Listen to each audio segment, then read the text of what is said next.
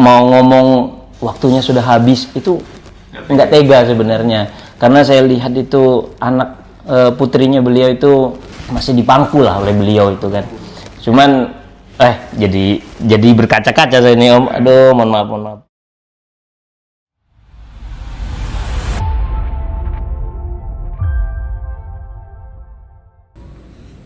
Hai Tribuners, dengan Dwi Arianto, jurnalis tribunkaltim.co melaporkan langsung dari Balikpapan, Kalimantan Timur. Menanggapi video viral seorang anggota polisi yang melepas borgol seorang tersangka untuk bisa memeluk anak dan istrinya, kita ikuti pada program Sesi Kata berikut ini. Jangan aneh-aneh, kooperatif. Iya. Kita buka dulu borgolnya. Iya. Karena di depan ada anakmu. Iya. Jangan sampai dia ngelihat tangan bapaknya terborgol. Ya. Bismillahirrahmanirrahim. Dan nggak usah nangis, santai aja, gak apa. Yang penting bisa dipercaya ya. Iya, mantap. Besok ganti-ganti gitu, jangan kamu pakai terus. Kalau pakai terus pasti bau. Saya. Iya, Pak. Nah.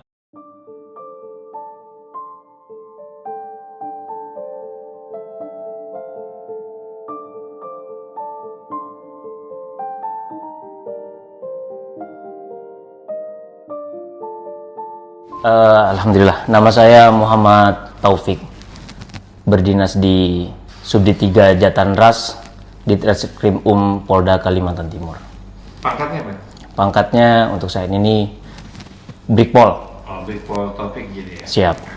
Kan ramai beredar di video sosial kemarin itu Mas Taufik sempat membuka borgol salah satu terdakwa ya, tersangka, dan membuat banyak komentar positif yang membuat ketika membuka dan akhirnya bisa berpelukan dengan anak dan istrinya kalau nggak salah ya. Betul. Nah, apa sih yang membuat Mas Taufik tergerak hatinya untuk membuka borgol itu, Mas?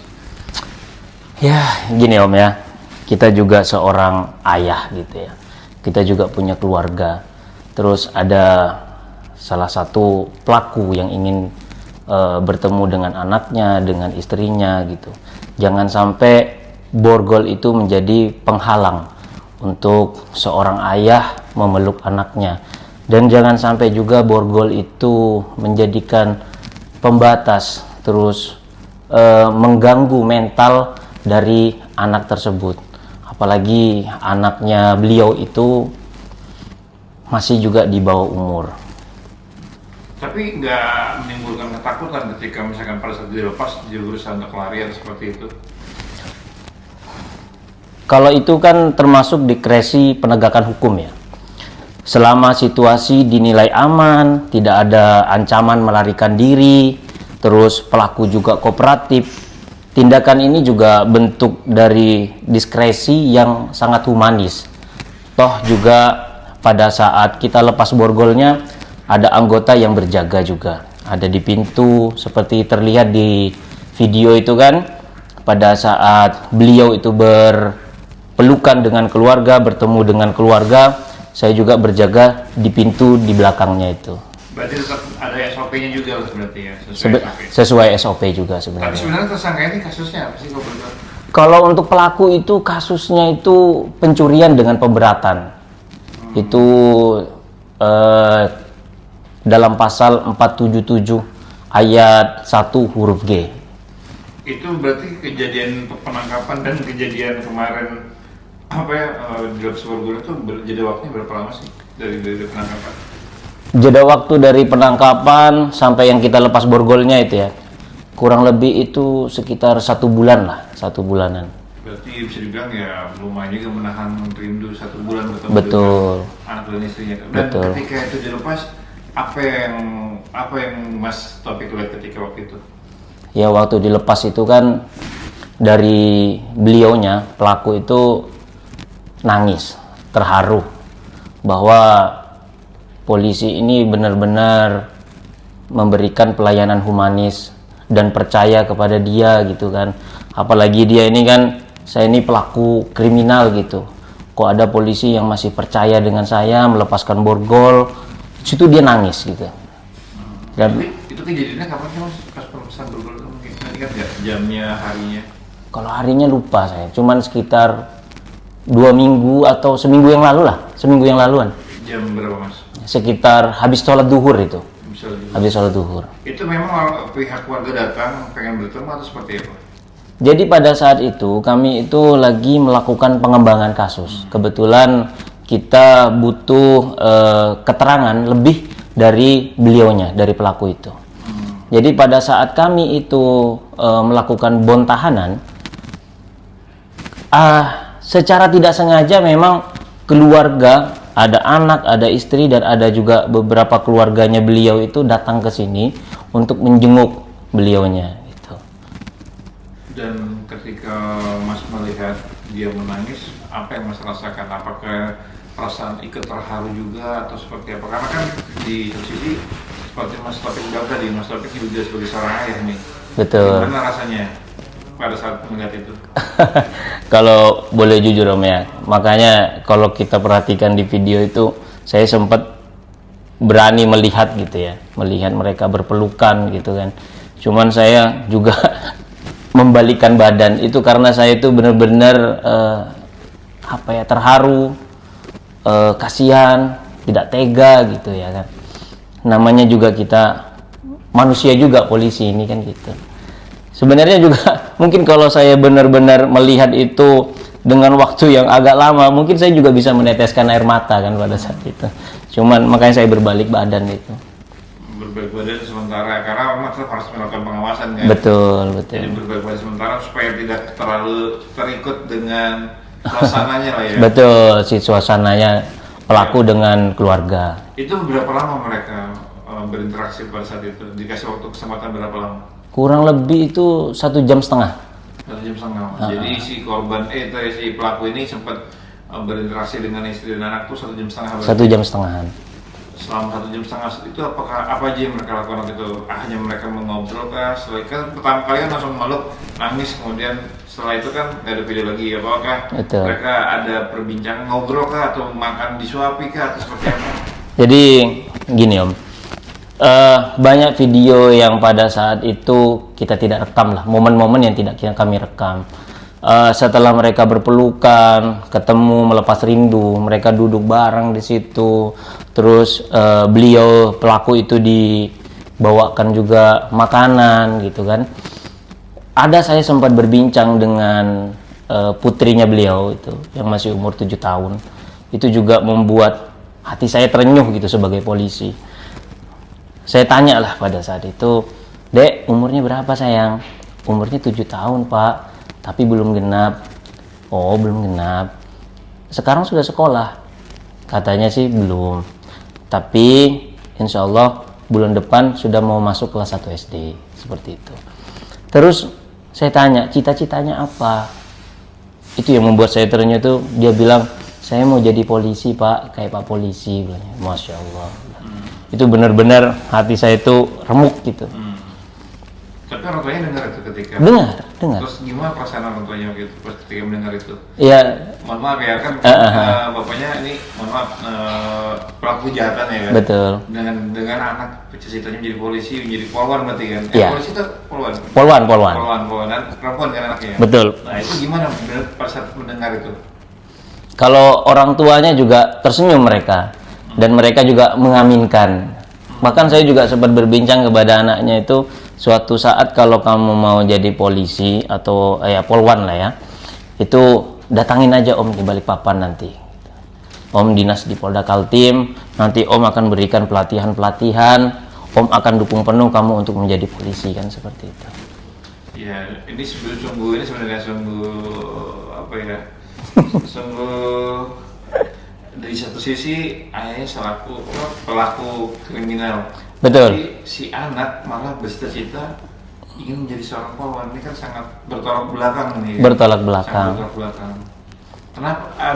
Ada nanya nggak kenapa pengen jadi polwan?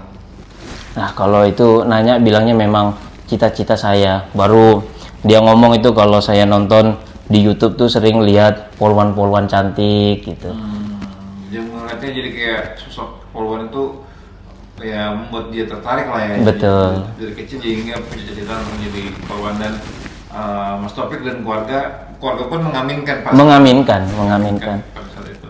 Nah setelah itu apakah ada lagi peristiwa-peristiwa yang di belakang layar yang kita lihat ketahui waktu itu kan video kan hanya sedikit. Betul. Apa ada mungkin perbincangan atau mungkin ada kegiatan-kegiatan lain setelah itu? Ada sih momen juga ketika waktunya sudah mau habis. Mau habis. Benar. Sebenarnya kami juga dari anggota Jatanras Polda Kaltim ini mau ngomong waktunya sudah habis itu nggak tega sebenarnya. Karena saya lihat itu anak putrinya beliau itu masih masih apa ya namanya masih dipangku lah oleh beliau itu kan. Cuman jadi berkaca-kaca saya ini Om. Aduh, mohon maaf. Masih dipangku gitu kan. Dan saya lihat itu benar-benar anak itu menyayangi bapaknya gitu kan. Saya tidak tega sebenarnya mau bilang waktunya sudah habis. Tapi ya mau nggak mau kita harus mengatakan, Pak, Bu, Adek, waktunya sudah habis. Bapak sudah harus kembali. Dan dia nanya sebenarnya, Bapak ini kembali kemana? Nah, saya bilang juga di situ.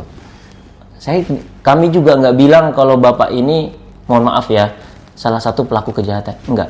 Kami bilang juga, Dek, mohon maaf, Bapak mau pergi kerja sama Om gitu. Jadi Bapak ini sekarang lagi cari duit untuk menyekolahkan Adek. Jadi Adek jangan cari Bapak dulu. Bapaknya lagi bekerja sama Om. Dan kami juga sampaikan kepada ibunya, dibalik daripada anaknya ini ya.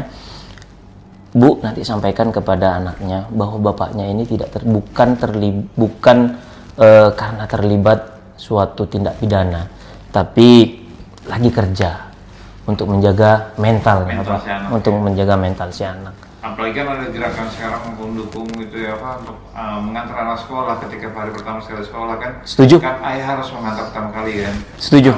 Ketika itu pasti dia kan kehilangan momen itu kan. Betul. Nah jadi itu tadi disampaikan kepada ibunya bahwasanya bapak ini lagi kerja bukan sebagai pelaku kejahatan. Betul. Tapi anak ini sadar nggak sih kalau bapaknya berbuat jahat, pelaku kejahatan? Kalau untuk kemarin sih nggak sadar sih dia. Memang kami sembunyikan. Semoga juga keluarga di sana juga menyembunyikan faktanya ya bahwa ayahnya beliau itu salah satu pelaku tindak pidana. Tapi pada saat diamankan itu berarti di daerah mana waktu itu? Waktu itu di Bontang, Om. Di Bontang. Berarti mereka datang dari Bontang ke sini ya? Dari Bontang ke sini naik travel. Mohon maaf dengan dana yang terbatas ya. Hanya untuk menemui ayah Anda tercintanya. Betul. Ya, dan itu memang butuh apa ya, bisa dibilang perjuangan lah ya. betul. Perjuangan mental dan juga perjuangan psikisnya itu sih. Apalagi si ibu, karena ibu kan udah paham kan. Setuju. Nah, perjuangan psikis si ibu ini untuk melihat bertemu kembali dan akhirnya diberi waktu 1 jam setengah dan akhirnya waktunya udah selesai. Setelah itu apakah mereka kayak yang ada tangisan kembali atau gimana perpisahannya waktu itu? Kalau perpisahannya tetap waktu kami mau, kan itu kan SOP. Ada kami juga harus memborgol beliaunya juga untuk kami kembalikan kepada ke ruang tahanan.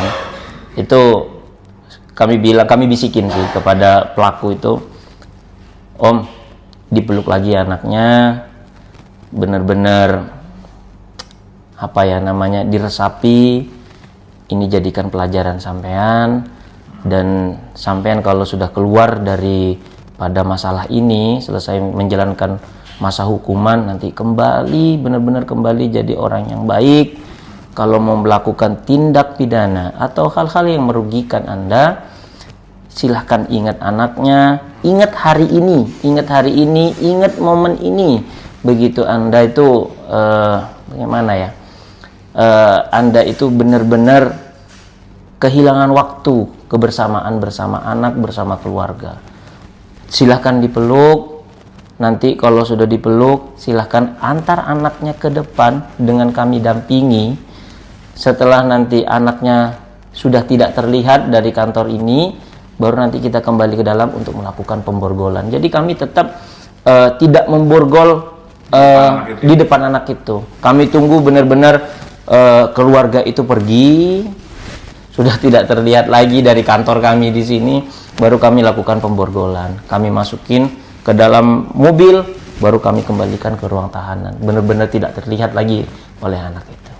Berarti bisa dibilang sebenarnya waktu itu Mas Taufik sempat kayak dilema batin lah antara sebagai seorang petugas ini, terus tapi juga sebagai seorang manusia dan juga sebagai seorang ayah harus memberikan perasaan seperti itu tuh berat banget ya Mas ya? Berat banget sebenarnya, berat banget. Makanya saya bilang tadi di awal, polisi ini memang penegak hukum gitu kan. Cuman di balik pakaian kami adalah manusia. Tuh.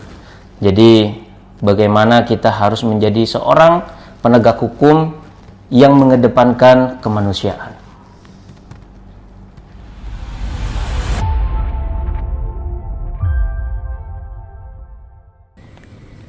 Baru saja kita mendengar keterangan dari Brigpol Taufik tentang alasan mengapa ia melepas borgol seorang tersangka agar dia bisa meluk anak dan istri dari seorang tersangka tersebut.